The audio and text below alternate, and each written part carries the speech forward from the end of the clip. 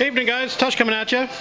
It's 7:57, Monday, January 12th, and we're going to do something wild and crazy. We're going to try some sandblasting in the garage.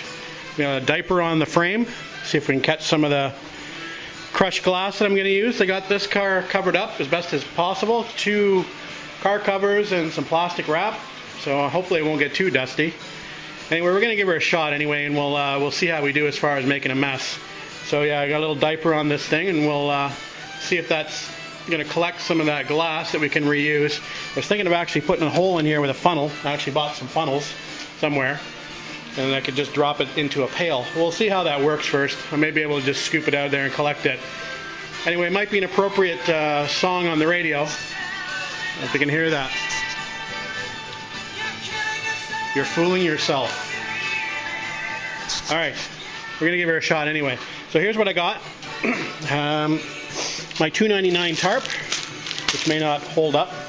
So we've got crushed glass, and this is the 20 to 40 medium coarse. So we'll see how that does on the frame. I did actually try to do a little bit of wire brushing yesterday, and it wasn't getting too far. So I think we need to go a little bit more extreme than that and get the media blasting out. So I did practice. I did a little trial there with a little bit of a grinding wheel, and then I did some rust remover here.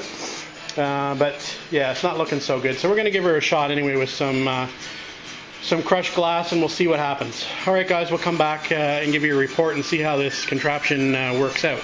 Wish me luck. Hey guys, Tush coming at you just for a quick update.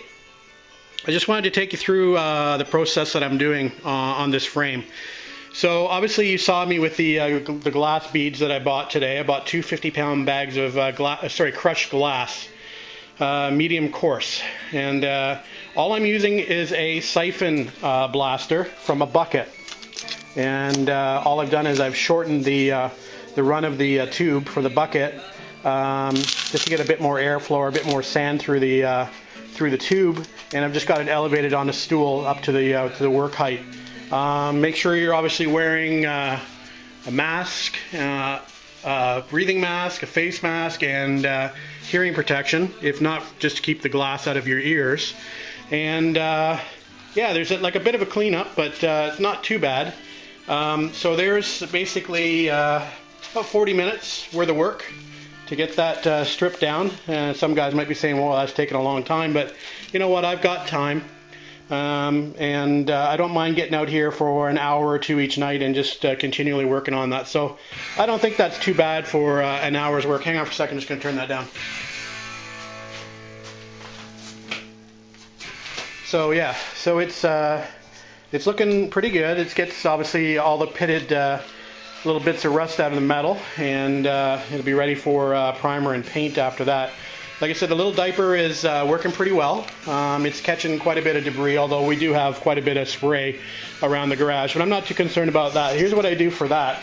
I just have my bucket here. What I have is a colander from the kitchen. Stole it from the kitchen. There we go. The hole sizes are just pretty much perfect for this. I'll try to do this one-handed, but let me see here. Got my handy-dandy little scoop. Here's what I've swept off the floor. We'll just take it over to the colander, dump it in there, and then we get to sift it. And obviously any of the bits that are too big to go through don't go through, and we end up just throwing those in the garbage. So it seems to work pretty well as far as keeping the tip unclogged. So there you go. So that came off the car, and it's not going back into the sand or into the glass. So that goes into the garbage. So that's what I've been doing, just to reclaim the stuff, and obviously been scooping this back out of here. So not going through a lot of material, which is good. Otherwise it'd be a nightmare trying to keep up with buying all this material. But as long as you can reclaim it, it's not too bad. So I think we'll continue on. It is going to be a bit of a long process, but hey, I don't mind doing it. And if it takes me a week or more to do it, that's fine. I may have a bit more challenges once I start getting onto the inner bits. maybe we'll do some tests on those because they're fairly heavily rusted. Although the top of this frame is probably just as rusted as the inside of those. Probably the least rusty part is probably the underside of this frame. So anyway, like I said, we'll continue on. We still may make a decision at some point if I get tired just to take it to a sandblaster's and have them do it. But I kind of like to do it myself, and like I said, I've got the time to do it. So we'll continue on until I get tired of it, or I just decide it's not going to work.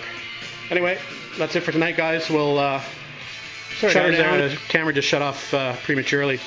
So like I said, we'll shut this down for tonight. We'll upload this, and then we'll get back out here tomorrow.